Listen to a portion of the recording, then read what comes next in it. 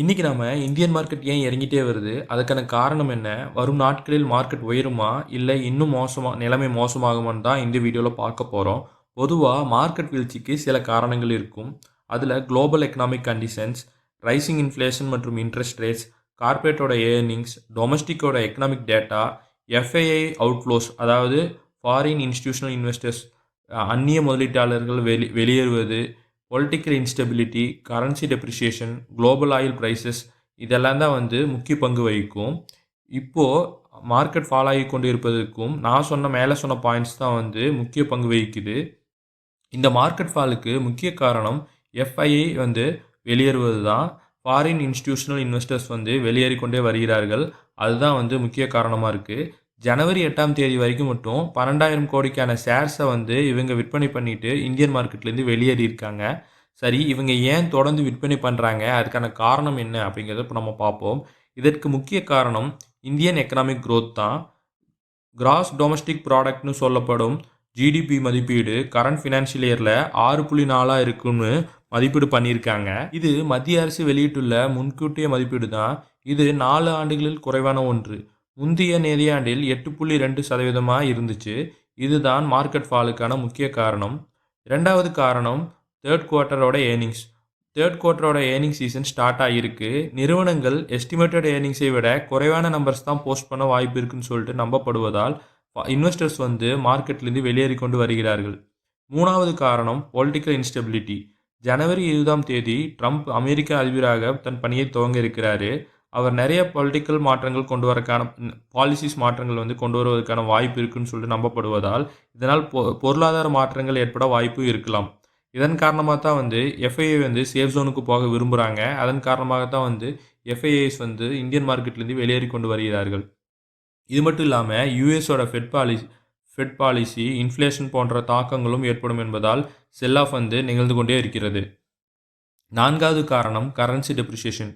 US டாலருக்கு நிகரான இந்திய மதிப்பீடு வீழ்ச்சி, யூஎஸோட பாண்ட் டீல் போன்ற விஷயங்களும் எஃப்ஐஐ செல் பண்ணுவதற்கான முக்கிய காரணங்களாக இருக்குது.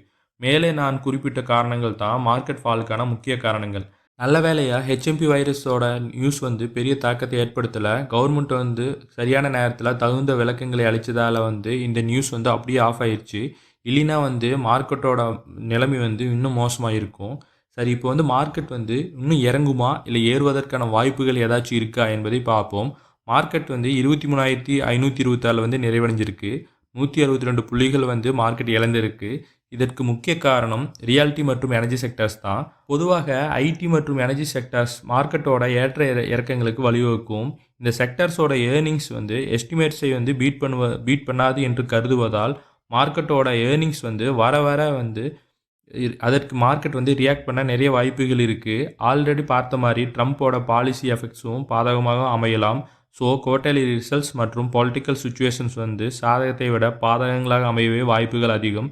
ஸோ அப்கமிங் டேஸில் கவனமாக இருப்பதே நல்லது. மார்க்கெட் இன்னும் ஃபாலோ ஆகிறதுக்கான வாய்ப்புகள் அதிகமாக இருக்குது. மேலும் மார்க்கெட்டோட க்ரூஷியல் சப்போர்ட் பார்த்திங்கன்னா 23,500 இருக்குது.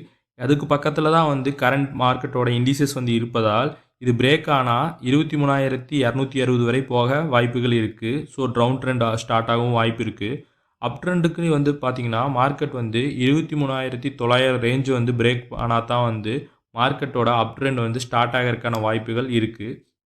ஸோ இதனால் பார்த்திங்கன்னா எஃப்ஐஐ இன்வெஸ்டர்ஸ் நம்ம ஆல்ரெடி பார்த்த காரணங்களுக்காக தான் வெளியேறி கொண்டு வருகிறார்கள்.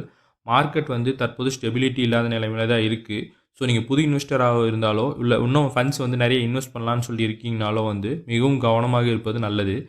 ஃபுல் ஃபண்ட்ஸையும் ஒரே டைமில் இப்போ நீங்கள் இறக்குவது மிகவும் தவறான விஷயமாக அமைஞ்சிரும். ஸோ அதனால் மார்க்கெட் ஒரு வேளை ஏற ஆரம்பித்தா மார்க்கெட் நல்லா ஏறதுக்கான வாய்ப்புகள் இருக்கா என்று பார்த்துட்டு நீங்கள் இன்வெஸ்ட் பண்ண ஸ்டார்ட் பண்ணுங்கள். மார்க்கெட் தற்போதைக்கு மந்த நிலையாக தான் இருக்குது. அதுக்கு தகுந்த மாதிரி ஜிடிபியோட டேட்டா போன்ற விஷயங்களும் மார்க்கெட்டுக்கு பாதகமாக அமைஞ்சிருக்கு. ஸோ பொறுத்திருந்து இன்வெஸ்ட் பண்ணுங்கள்.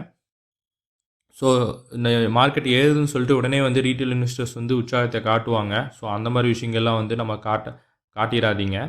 ஃபோமோ இன்வெஸ்டிங் பண்ணாதீங்க. ஆல்ரெடி நான் சொல்லியிருக்கேன். ஃபோமோ இன்வெஸ்டிங்னா fear of missing out. Market ஏற ஆரம்பிச்சிருச்சுன்னா இதுதான் நல்ல வாய்ப்பு, நம்ம நிறைய ஏர்னிங்ஸை மிஸ் பண்ணிடுவோம் அப்படின்னு சொல்லிட்டு நிறைய இன்வெஸ்டர்ஸ் பயந்துட்டு இன்வெஸ்ட் பண்ணிடுவாங்க. ஸோ அதன் காரணமாக அதுதான் வந்து பார்த்திங்கன்னா ஃபோமோ இன்வெஸ்டிங். மார்க்கெட் நல்லா ஹையில் இருக்கும்போது இன்வெஸ்ட் பண்ணி அவங்களோட பணங்களை வந்து இறக்கறதுக்கான வாய்ப்புகள் அதிகமாக இருக்குது. எனவே வரும் நாட்களில் மார்க்கெட்டில் வந்து மிகவும் கவனமாக இருப்பதே நல்லது. மார்க்கெட்டில் வந்து மிகவும் கவனமாக கையாளுங்க.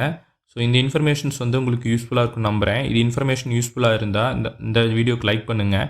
இந்த மாதிரி இன்ஃபர்மேஷன்ஸை தொடர்ந்து தெரிஞ்சுக்க நம்ம சேனலை சப்ஸ்கிரைப் பண்ணுங்கள். நன்றி.